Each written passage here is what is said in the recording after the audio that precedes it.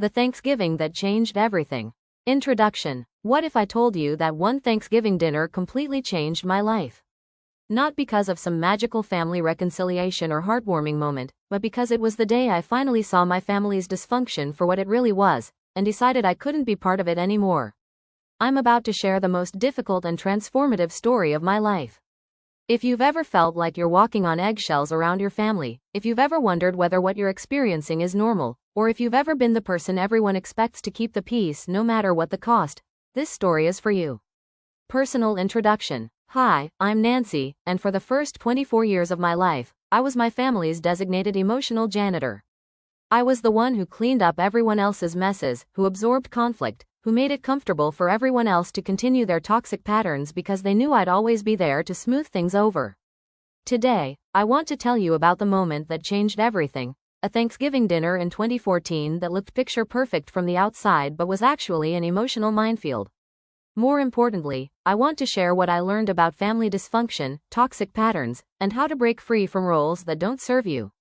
Over the next hour, I'm going to take you through this entire story, from growing up in what I thought was a normal but complicated family, to the explosive moment that opened my eyes, to the difficult but necessary journey of setting boundaries and building a healthier life. We'll talk about the warning signs of family dysfunction that I missed for decades, the specific roles people play in toxic family systems, and most importantly, practical strategies for protecting your mental health while still maintaining relationships with people you love. This isn't just my story. It's a roadmap for anyone who's ever felt trapped by family expectations or guilty for wanting something better. So grab a cup of tea, get comfortable, and let's dive in. Part 1. The setup, growing up in dysfunction. Let me paint you a picture of what I thought was completely normal. By age 5, I had learned a complex set of unspoken rules that governed our household. I knew which topics were forbidden, which of my mother's facial expressions meant I was in danger, and exactly how to set down a glass so it wouldn't trigger a lecture. Our house was full of invisible tripwires. The way you closed a door, the tone you used to say, "Good morning," even the speed at which you walked through certain rooms. All of these things could determine whether your entire day would be peaceful or explosive. I became like a CIA operative, constantly scanning faces and body language for early warning signs. My mother's slight eye twitch meant she was getting irritated. My father's newspaper rustling meant he was preparing to emotionally disappear. My siblings' specific postures told me whether they were about to explode or shut down completely. What I didn't understand then was that this hypervigilance, this constant state of alert, was actually a trauma response.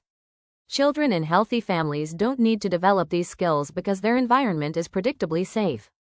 Meet the players. Mother, the volatile controller. My mother was the undisputed ruler of our household, but her leadership style was pure chaos. Picture someone who could go from humming cheerfully while folding laundry to unleashing a verbal assault so swift and cutting that you'd be left gasping, wondering what invisible rule you'd broken. Her favorite phrases still echo in my head. "You never think, do you?" delivered with ice-cold contempt that made me feel about 2 inches tall. Or the 20-minute monologues about how selfish and inconsiderate we were for normal childhood behaviors like wanting to spend time with friends. But here's what made it so confusing. She wasn't angry all the time. She could be genuinely warm, funny, and caring. She volunteered at church, organized charity events, and had a reputation in our community as a devoted mother. The disconnect between her public persona and her private behavior was crazy-making. Father, the silent enabler. My father was Mom's perfect complement, the master of strategic absence. Whenever tension started building, Dad would suddenly develop urgent needs. Something to check in the garage, crossword puzzles that required intense concentration, TV shows that absolutely couldn't be missed. His silence wasn't peaceful, it was abandonment. While we kids were left to navigate Mom's emotional storms alone, Dad found refuge in his hobbies and his newspapers. What I understand now is that his cowardice was almost as damaging as her cruelty, because it taught us that we couldn't count on protection or support when we needed it most. The siblings and their survival strategies. Each of my 3 siblings developed their own coping mechanisms. Sarah, the oldest, mastered strategic invisibility. She could deflect any conflict with bright conversation about her kids' achievements. "Oh Mom, did I tell you about Emma's school play?" It worked to redirect attention, but it also meant nothing ever got resolved. Anne inherited Mom's explosive temper but not her strategic timing. She'd fight fire with fire, leading to screaming matches that could be heard 3 houses away, followed by weeks of Arctic silence. Jake figured out early that the only winning move was not to play. He moved across the country and maintained careful distance, staying in hotels when he visited and refusing to engage with family drama. And then there was me, the family mediator, the eternal optimist who believed that if I just tried hard enough, I could somehow fix everyone. The role I played. I didn't choose to be the family peacekeeper. The role was assigned to me so early that I don't remember life without it. By elementary school, I was already translating between family members, smoothing over conflicts, and absorbing emotional tension like a human sponge. When Mom would explode at one of my siblings, I'd find ways to redirect her attention. When Dad would disappear during conflicts, I'd try to be the bridge between him and whoever was upset. When Ann and Mom would have their legendary screaming matches, I'd be the one trying to negotiate peace treaties afterward. I genuinely believed this was love. I thought caring for people meant taking responsibility for their emotions, managing their conflicts, and sacrificing my own needs to keep everyone else comfortable. What I didn't understand was that by constantly rescuing everyone from the consequences of their own behavior, I was actually enabling the entire dysfunctional system to continue. Part 2. The Thanksgiving Setup. The perfect stage. Thanksgiving 2014 started exactly like every other holiday in our family, with preparation that felt more like preparing for battle than celebrating gratitude. But on the surface, everything looked absolutely perfect. Mom had spent 2 days creating a magazine-worthy dinner. Golden turkey, bone china, cloth napkins ironed to crisp perfection, autumn decorations artfully arranged. We were all dressed up like we were auditioning for the role of functional family. This is something people don't understand about dysfunctional families. We were exceptional at performing normalcy. From the outside, we looked like the kind of family people envied. Successful kids, beautiful home, elaborate holiday celebrations. The dysfunction was all internal, invisible to anyone who wasn't living it. All my siblings came with their spouses and children, everyone dressed in their Sunday best. For the first hour, we actually had pleasant conversation. I remember thinking that maybe, just maybe, we could get through one holiday without drama.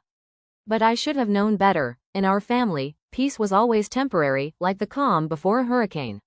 The invisible tension. Even during the peaceful moments, I could feel the familiar undercurrents. Sarah was already in deflection mode, steering conversation toward safe topics like her children's achievements. Anne had that telltale tension in her shoulders that meant she was bracing for conflict. Jake was sitting slightly back from the table, physically present but emotionally preparing his exit strategy. And me? I was in my usual hypervigilant state, scanning everyone's faces and body language for early warning signs. My temples were already starting to throb with the beginning of what would become a full-blown migraine. My stomach was cramping with anxiety I didn't even consciously acknowledge anymore.